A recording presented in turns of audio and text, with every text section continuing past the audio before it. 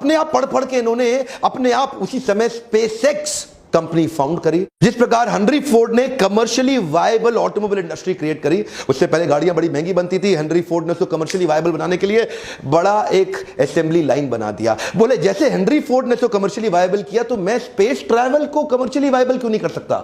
$8 million तो बहुत ज्यादा है एक रॉकेट का। तो ये सोचने लगे कुछ ऐसा किया जाए कि रीयूजेबल रॉकेट तैयार किए जाएं। तो रॉकेट साइंस की इनको पढ़ाई इन्होंने फॉर्मली तो नहीं करी थी, लेकिन इससे पता चलता है कि एक आदमी नेट को खोल के या किताबों को खोल के या एनसाइक्लोपीडिया को खोल के किताबों को पढ़ के खुद भी सीख सकता है, और वो इन्होंने किया। प्राइवेट ऑर्गेनाइजेशन स्पेस ट्रैवल को रीडिजाइन कर देगा, इसका किसी को विश्वास नहीं हुआ। कोई नहीं बोला कि मैं इसकी मदद करने, कोई नहीं आया। एक्चुअली मुद्दा यह नहीं था कि रॉकेट को ऑर्बिट में पहुंचाना है, एक्चुअली मुद्दा यह था कि लो कॉस्ट में रॉकेट को ऑर्बिट में पहुंचाना है और उसी रॉकेट को फिर वापस भी लेके आना है उसको रीयूज करने के लिए।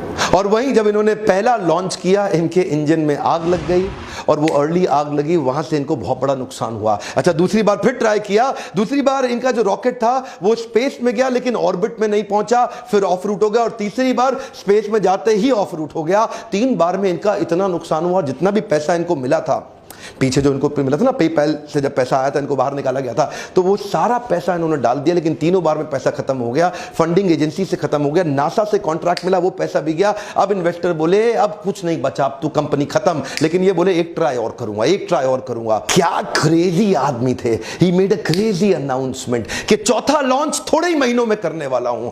एक्चुअली इस इंडस्ट्री में इतने छोटे छोटे गैप पे कोई लॉन्च नहीं करता, पर ये छोटी उम्र के अंदर ही बहुत बड़े, इनका रिस्क एपेटाइट बहुत बड़ा था और अपना सब कुछ दांव पे लगाने को तैयार थे। अपना घर मकान बेच के किराए पे शिफ्ट हो गए, सबके कर्जे लेकर के आखिरी बार ट्राई किया, और इस बार न केवल सफल हुए बल्कि $1.5 बिलियन का नासा से एक प्रोजेक्ट भी ले लिया, और नासा ने अब इनको फंड किया, बोला आप हमारे लिए काम करिए। आप जानते हैं हमारा इसरो और नासा ये सरकारी पैसे पे काम करते हैं, लेकिन रीयूजेबल रॉकेट सरकारी पैसे के बिना उन्होंने प्राइवेट दम पे, बिना फॉर्मल पढ़ाई के, अपने आप किताबें खोल के पढ़ पढ़ के खुद ही कर डाला। ऐसा पैरानॉइड विजन अपने प्रोडक्ट और अपने क्राफ्ट को अचीव करने के पीछे ऑब्सेशन। देखिए, यही मैं आज अपने देश में देना चाहता हूं मैसेज। हमारे देश में भी ऐसे कई लोग खड़े होंगे जो इन वीडियोस को देख रहे हैं। आज ये नासा स्पेस एजेंसी के इक्विपमेंट, कार्गो और सैटेलाइट ऑर्बिट तक पहुंचाते हैं और रीयूजेबल प्रोजेक्ट बना दिया। अभी इसके साथ साथ इन्होंने, अभी चल ही रहा था, ये टेस्ला मोटर में भी पैसा डाल दिया।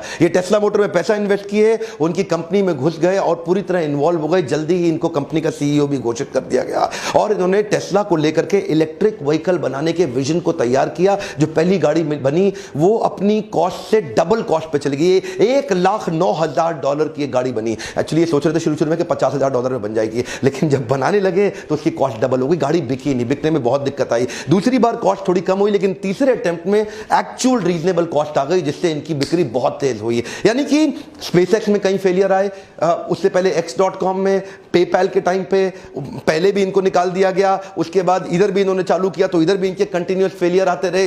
वो जो टेस्ला थी, ये जिधर गए, ये क्या बोलते हैं, failure is an option. Come on, क्या फेलियर इज एन ऑप्शन, लेकिन you got to bounce back. Come on, you got to bounce back. याद रखिए, इलॉन मस्क अपने आप में केस स्टडी है, art of failing successfully. Come on, क्या art of failing successfully. आज $20 बिलियन से ज्यादा की नेटवर्थ, दुनिया के 50 सबसे पैसे वाले अरबपतियों में इनका नाम आता है। दुनिया भर में इनका इन्फ्लुएंस इतना बड़ा हो गया। भारत भी आ रहे हैं, इलेक्ट्रिक गाड़ियों को लेकर के उसकी तैयारी हो रही है। हमारे प्रधानमंत्री से इनकी मुलाकात भी हुई, और आप तो जानते भी हैं आज हमारे देश में पेट्रोल डीजल गाड़ियां हटाने की पूरी तैयारी की जा रही है, इलेक्ट्रिक व्हीकल्स लाने के लिए। ड्राइवरलेस पावरफुल गाड़ियां बना रहे हैं आज इलॉन मस्क, दुनिया भर में छा गए हैं। Futuristic, future oriented, barrier free thinking. ये जो ढक्कन लगा ना, बैरियर, वही सबकी समस्या।